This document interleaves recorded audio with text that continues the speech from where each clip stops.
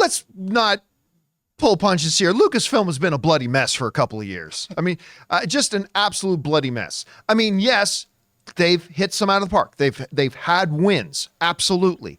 Andor is the best thing Star Wars has ever done since the original trilogy. They've had some successes here and there. I mean, they just put out even, say what you will about the sequel trilogy, every single one of them made over $1 billion. Mm-hmm. And the first one, The Force Awakens, still stands as the #1 all-time box office movie domestically.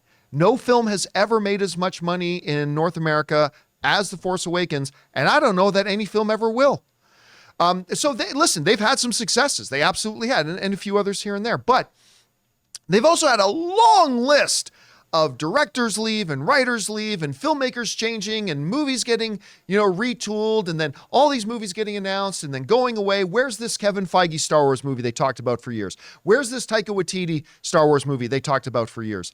Where's this movie and that movie? Oh, and by the way, where's that Patty Jenkins Rogue Squadron movie that they made this big announcement with on an airfield with a giant life-size X-Wing, and they made this big deal about it. This was an amazing announcement video, because when Patty Jenkins was sitting there talking about, I think it was her father flying in the Air Force, and she's always wanted to make this dogfight movie and stuff like that. The whole idea was great, and then poof, gone, disappeared. That was the saddest day ever for me. Yeah, it was a very sad day. Well, apparently, this movie might be back on, at least according to Patty Jenkins herself. IGN writes the following. It says, the Wonder Woman director shared the update in an interview with the Talking Pictures podcast. It's a surprising update for those who thought the fighter pilot focused spinoff would never land, but Jenkins says she is at least back writing a draft now that her schedule's opened up. Patty Jenkins said, when I left Star Wars to do Wonder Woman 3 and I started working on that, we talked about, maybe I'll come back to Star Wars after Wonder Woman 3. So we started a deal for that to happen, she said. When Wonder Woman 3 then went away, Lucasfilm and I were like, we've got to finish this deal. And we finished the deal right as the strike was beginning. So now I owe a draft of Star Wars. So according to Patty Jenkins, just before the writer's strike happened, her and Lucasfilm got back together and completed a deal for her to do Rogue One. Then, of course, the strikes happened. Nothing could happen. And she's now saying, hey, I'm still doing it, and I am working on it, and I owe them a draft. I got to turn in a draft to them. As with anything Star Wars related right now, if any piece of Star Wars news that comes out, I am not going to get my hopes up. That being said, this is one Star Wars project I would love to see come to fruition. Because think what you want and cry all you want about Wonder Woman 84. I hated the movie too. I hated Wonder Woman 84. Patty Jenkins is the one who directed Charlize Theron to winning her Academy Award. Patty Jenkins is the one who shepherded and made the first Wonder Woman the first big legit hit for the DCEU.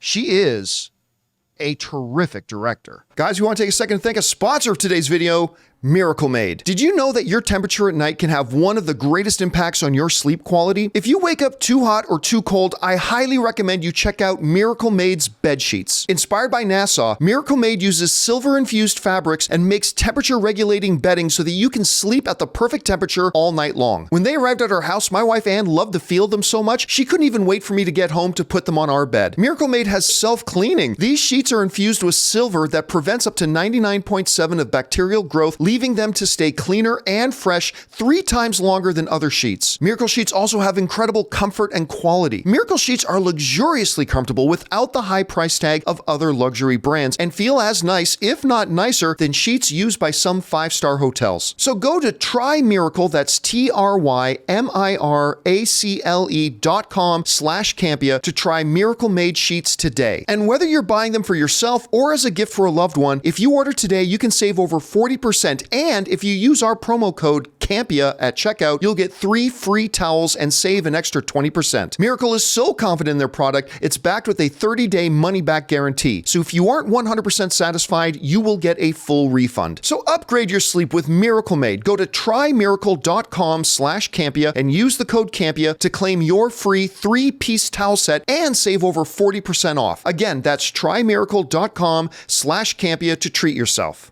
I'm not going to say that she's Christopher Nolan or Denis Villeneuve or anything like that. Of course not. But she's a terrific director. And when she spoke about Rogue Squadron and her family connection to the Air Force and the passion she has for wanting to do something like this and the whole idea, because you know what? One thing, even amidst a lot of the stuff that I like, the one criticism you can say about Star Wars is that there happens to be particularly lack of Star Wars going on in it. A lot of it is in the sand and stuff like that. I've been saying that a long time, man. It'd be great. Like, it would be great to get back to that thing. You know, I hate the prequels, but there's certain things in the prequels that I really love. Obviously, I always talk about the Qui-Gon, Obi-Wan, Darth Maul lightsaber fight, the pod races. But one of the scenes that I love in the prequels, I believe it's the opening scene. I can't remember if it's Attack of the Clones or if it's the third film. I think it's Attack of the Clones, where the movie just opens up. Guys in live chat, help me out. Where Obi-Wan and Obi-Wan and Anakin are involved in this huge space battle above Coruscant. That's the third one. It's the third. That's the beginning of the third one. Yeah, Revenge of the Sith. They're in this big space battle above Coruscant, and it's not as good as the space battle in Return of the Jedi, but it's fabulous and looks awesome. Rogue One, when they're attacking the planet, when the rebels show up to attack the planet, you got all the battles. See, I love Andor. Best Star Wars thing we've had since the original trilogy, but I yearn for some more wars amongst the stars. You know Top Gun Maverick, baby. Top Gun Maverick in a Star Wars universe. You said you haven't been to a 4DX. If this movie comes out, this will probably, I will force it. This will be your first 4DX movie. I mean, I'd but go. I hear the plot of Rogue Squadron is they have an accident and the X-wings crash on Tatooine. Oh, And they the have whole to thing is just survive the the whole desert. squadron surviving on the They have to planet. survive They the gotta trials of the survive desert. off spice. Yeah. They survive on spice while eluding these giant worms. No, I Sign me up. I love every time we see Star Wars in space. We see the stars. We see them TIE fighters, X-wings. That's why I love going Rogue- at dogfighting.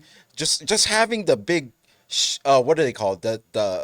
The big ships that they land The on. capital Capital class ships. ships. Yeah, just seeing them, just everything going on there. Like there's a life outside of the planets. Like going, like just a war out there. Somebody in the Just live blows chat my just mind. made a great idea. Like, oh my God, the Sand People are actually the Fremen. Yep. The Tusken Raiders Oh, are we're going back actually to that now. Fremen. It's a big crowd. Listen, the whole idea, but you bring up Top Gun Maverick, right? See, that's what goes through my head when I think about the and what Patty Jenkins kind of described in those early days years ago about what kind of the vision for it would be.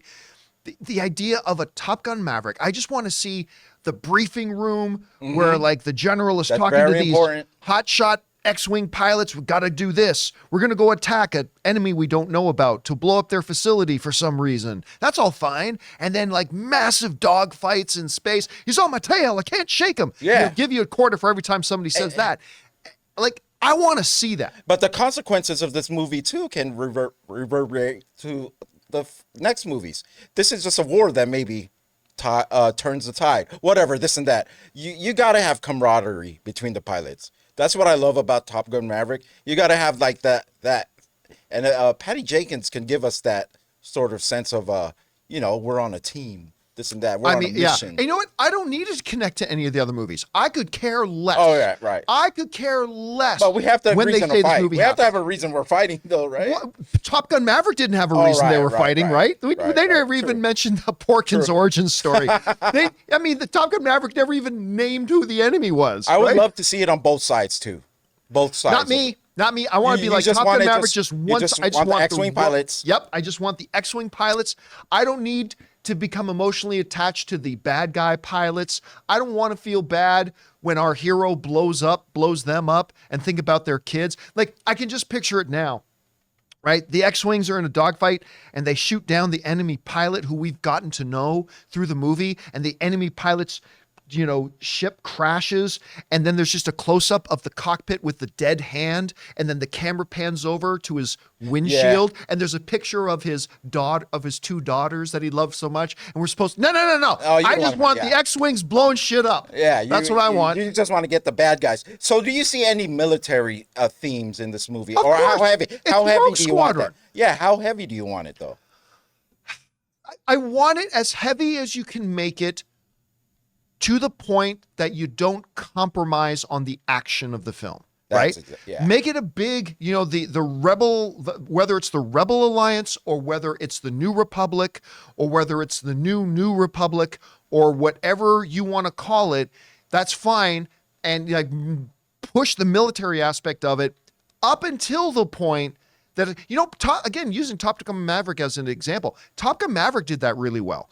Like it had big military themes, but they stopped it to the point to make sure it didn't impact the action and the adrenaline of it all. You know who should be the star of it? Uncle Iroh. Oh my God, Mr. Remember, Kim? he was in the he was. Sign me up. I'll go watch him It's in his background story, how he became 100%. I would totally go watch him in Kim's this. Convenience.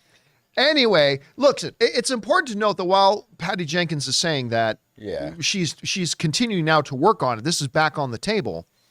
It's not greenlit yet. So this may we may go right back and remind ourselves, oh, right, this is Lucasfilm, and this film may never happen, but I'm happy to hear it's still on the books. Could this be a Gal Gadot situation with James Gunn? You know how she was telling everyone, "Oh, we're fine, I'm fine." It's remember how she was telling everybody that story we did where Gal Gadot said, "Oh, Yeah, I doubt it. that wasn't like greenlit." Yeah, 'cause but I don't know what the hell Gal Gadot thought she was talking about. But Okay, Patty so- Jenkins is saying, no, we actually signed the deal. Okay, so this is a little and I'm more back on working on this. Okay. Yeah, I think, but again, that doesn't mean the project's greenlit.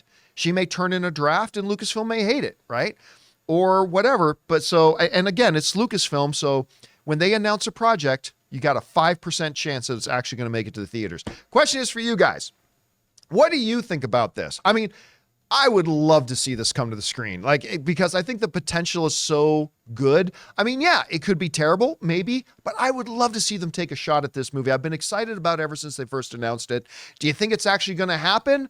I am doubtful that it actually will, but let's try to remain optimistic. Whatever you guys think, jump down to the comment section below and let us know your thoughts. Hey guys, thanks so much for watching this video. Make sure you like the video, leave a comment, and subscribe to our channel. And don't forget, we have a daily podcast called the John Campea Show podcast, available on Apple Podcasts, Spotify, or your favorite podcasting app of choice. Go and subscribe to it today so it'll be there when you need it.